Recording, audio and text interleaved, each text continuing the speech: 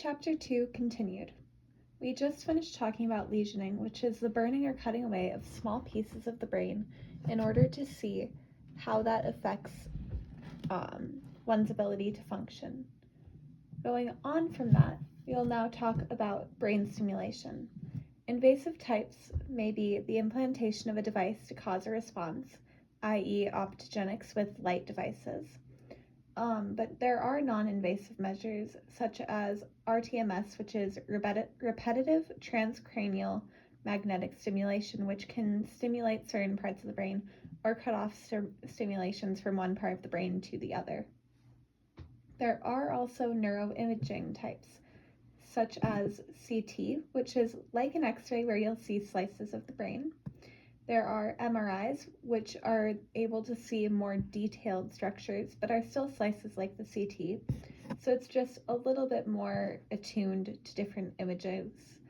The EEG, which is able to see electrodes, which are then put onto the skull's surface to see the electrical activity in different cortical areas.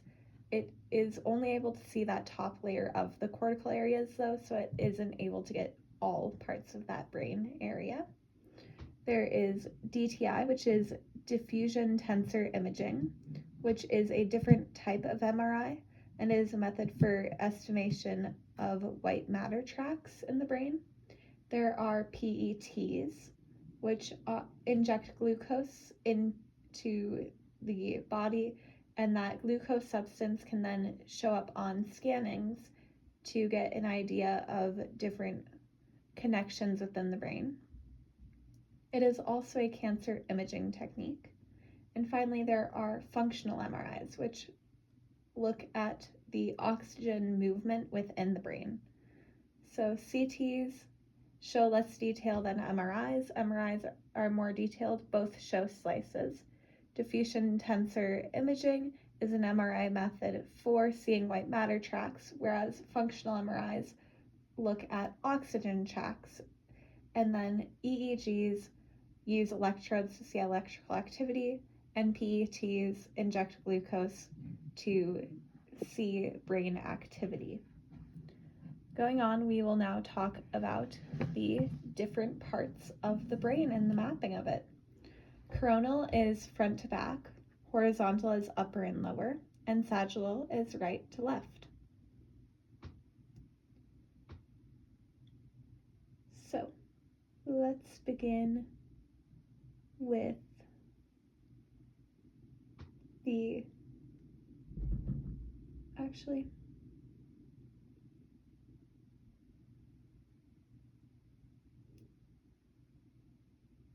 I am going to go on a little further just because that still is a part of neuroimaging, and I want to get a better idea of the brain as a whole. So not only are there coronal, horizontal, and sagittal planes to think about, dorsal is the top of the head, and then there is ventral, which is towards the belly, but is kind of that's lower part of the front brain almost. It's the bottom area. And then there is posterior, which is the back of the brain, and anterior, which is the front. Another few words to remember would be medial, which is towards the middle, lateral, which is away from the middle, and that would be it. So trying to get an idea of that will be helpful in explaining where each of these next brain parts come from. So we are going to start with the hindbrain. This includes the pons, medulla, reticular formation, and cerebellum. These are all on the lower parts of the brain near the ventral area. The pons is below the reticular formation, which is that rectangle along the brainstem. Pons is right next to that.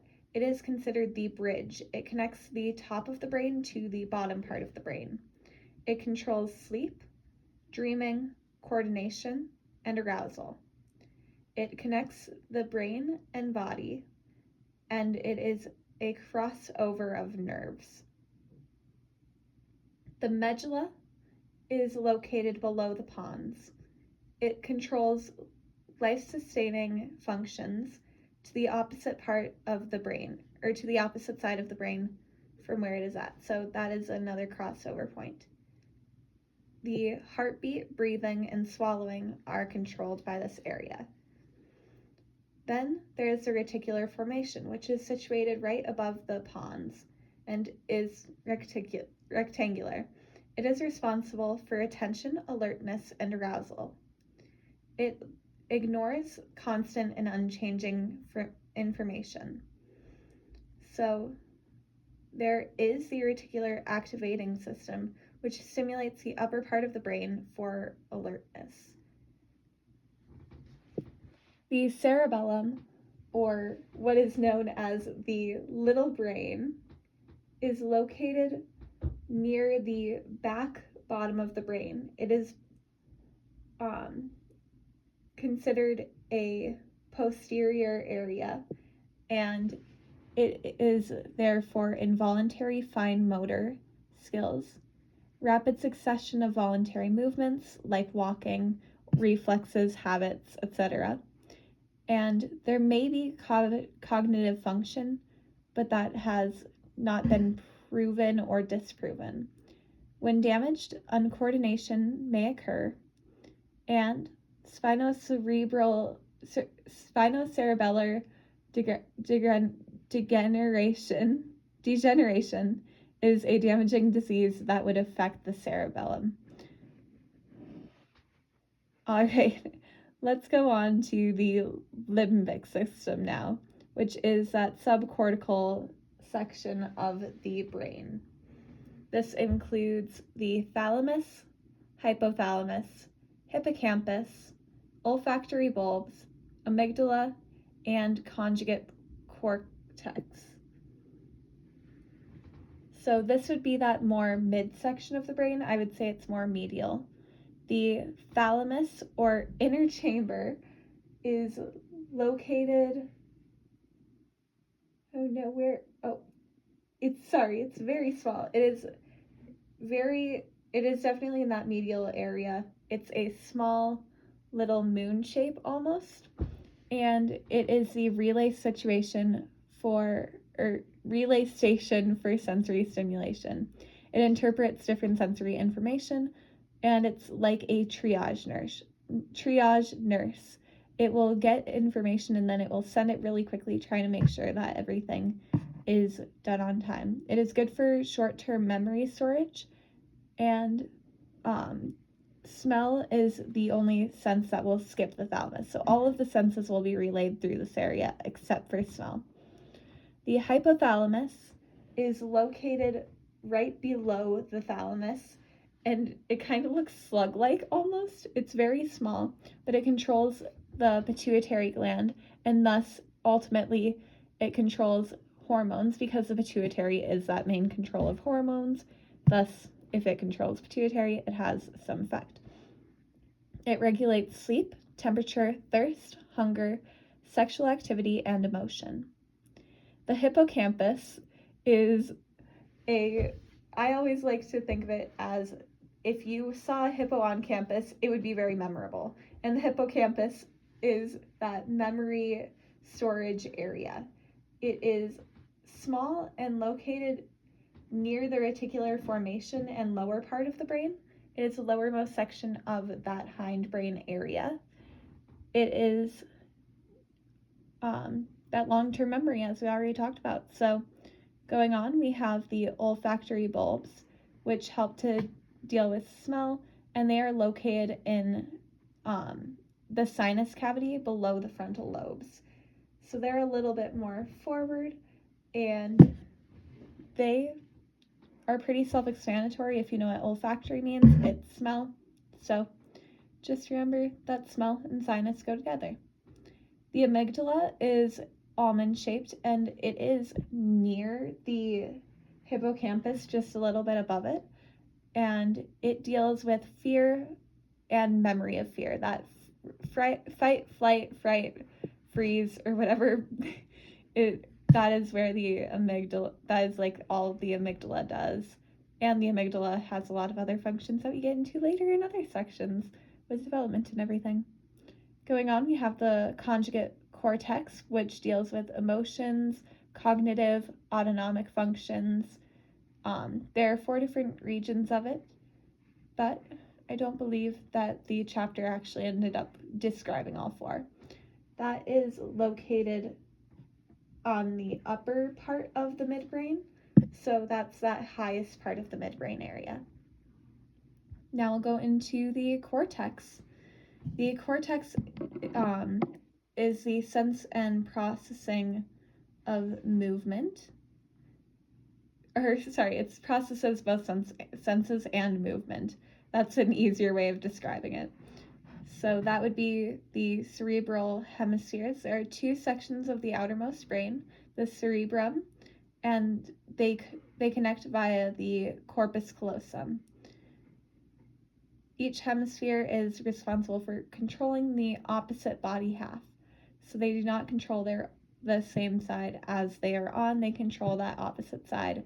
As we already mentioned, crossover occurs over in the hindbrain area with the medulla and the reticular formation. But that kind of explains why there's like brain lateralization, where there's bilateral transmission to both sides, or silateral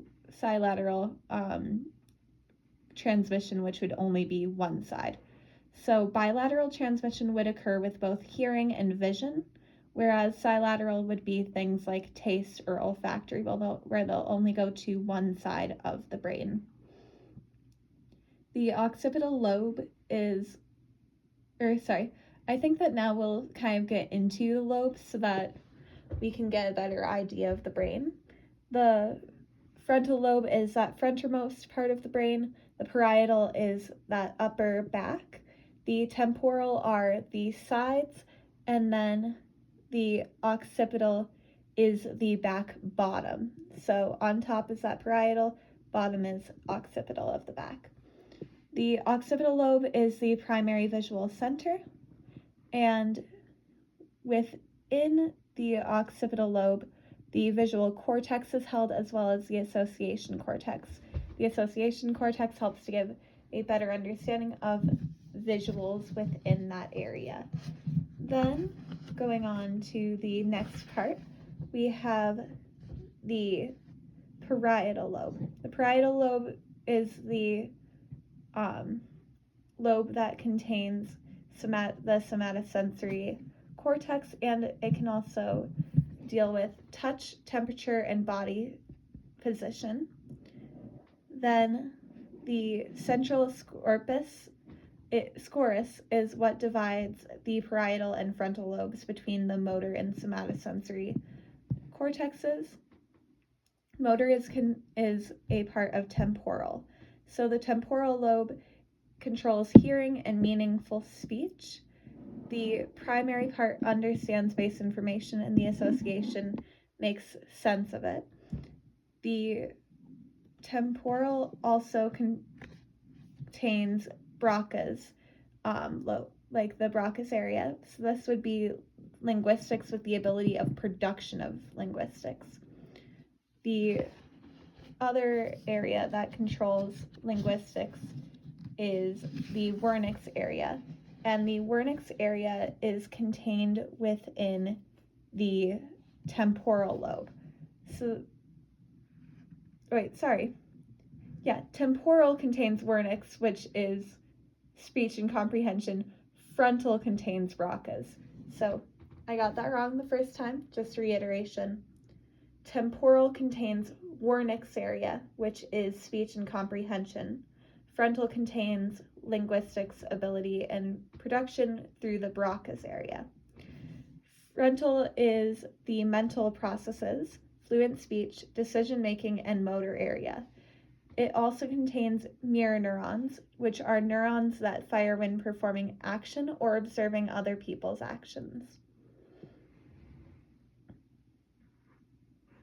Okay. It is important to note during this time I'm going to go back to the cerebellum for just a quick second. Remember, the cerebellum does deal with balance, movements, and coordination. So while there is the motor cortex in a different lobe, the cerebellum does still affect things such as balance, movement, and coordination.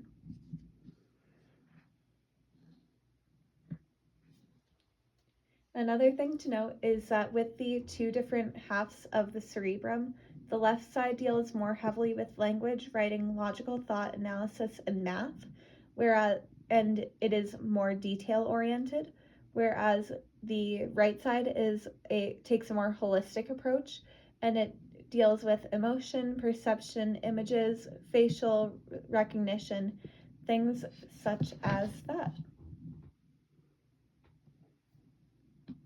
All right, now let's get into the nervous system.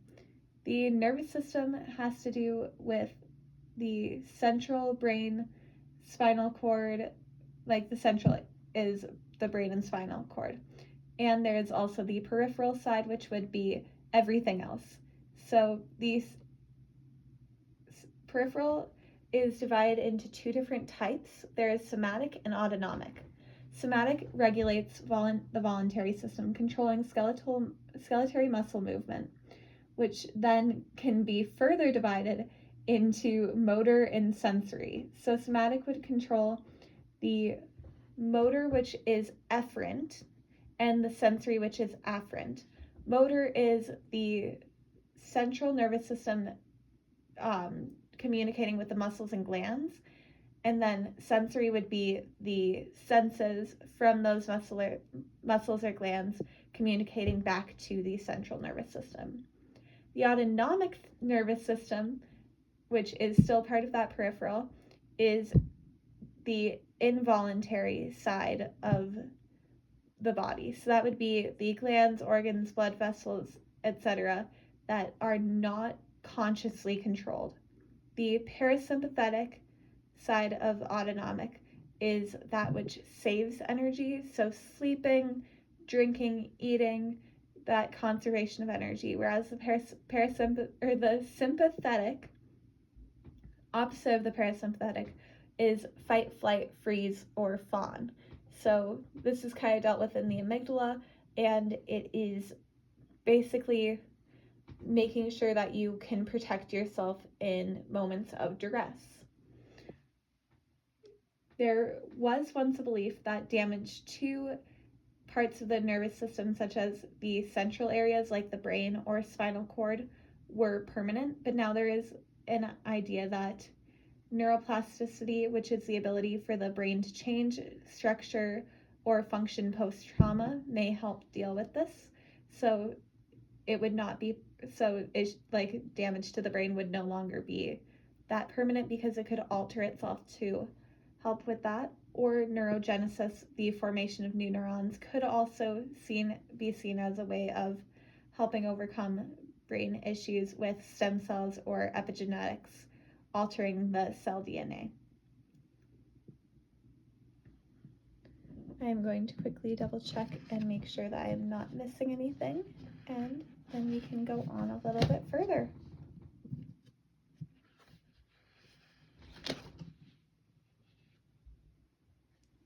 All right, awesome. We're almost done. We are going to get into the endocrine system now. So this is the peripheral nervous system already did that. We are going to get into the endocrine system. This is glands that secrete hormones. So different from the brain area, these are the hormone secreting areas. They are chemicals that go directly into the bloodstream. So rather than neurotransmitters, which are fast acting, hormones are slower to act but are longer lasting. They can fit into receptor sites still, just like neurotransmitters. And one of the main leaders of these glands would be the pituitary gland, which is influenced by the hypothalamus.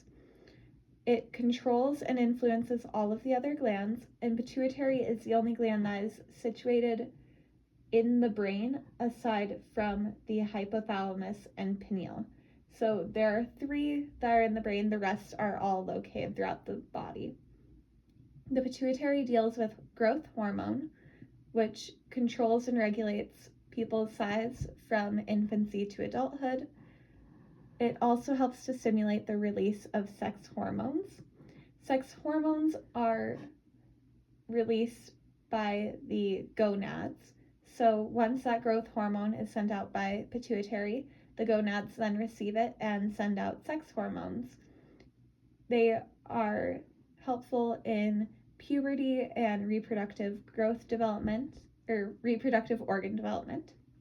There's also oxytocin, the pregnancy hormone, which stimulates contractions for people who have ovaries.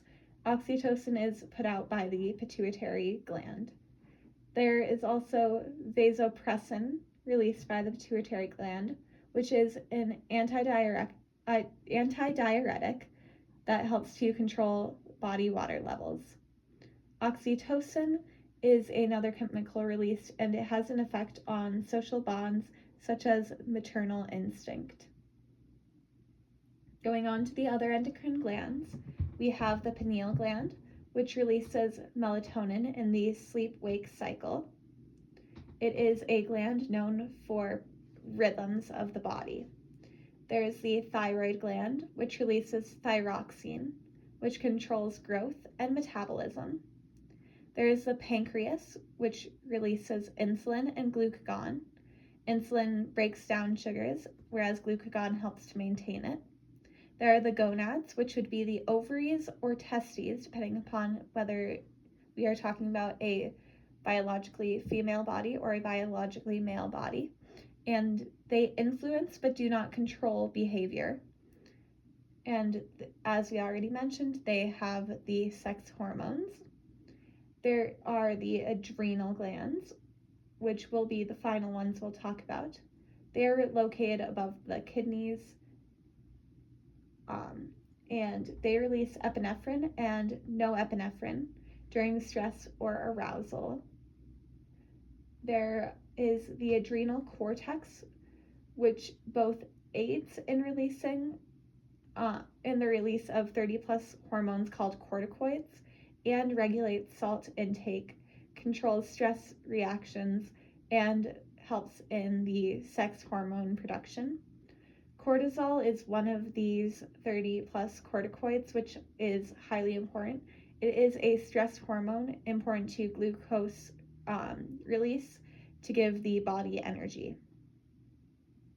Finally, the chapter did talk a little bit about ADHD and how symptoms are associated with the executive function areas of the brain, but it was not very instrumental to the chapter or our learning, and I don't believe we even talked about it during class.